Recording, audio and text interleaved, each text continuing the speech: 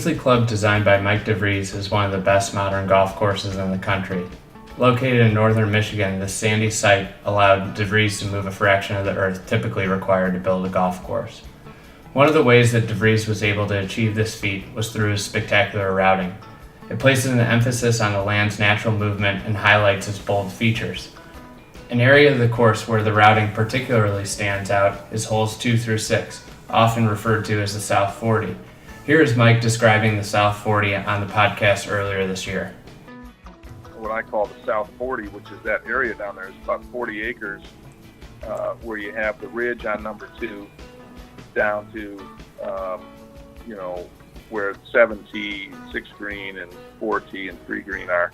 It's all this big area surrounded this deep sinkhole in the middle of 2, 4, and 6.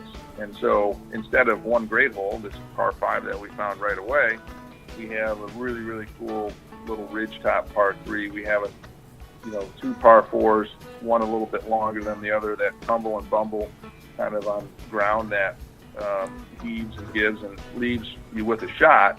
But sometimes you're going to have a blind shot into the green if you go into one of the bowls, and sometimes you're going to be on top of the ridge. And then 5 is paralleling, is kind of off to the side of this South 40, but plays an entirely different opposing par 3 to number 2 into a big punch bowl green. And then you have 6 across and around the deep sinkhole, and then 7 leaves that in a dramatic fashion with the downhill drive and stuff into an area that is enclosed instead of being totally wide open and seeing all these other holes. So we gave up this one really cool par 5, so we got 5 to 6 really good holes out of it because of how we could utilize that land. So that was one of the things of that particular question the guy was asking about laying out Kingsley, was trying to figure out how those puzzle pieces fit together.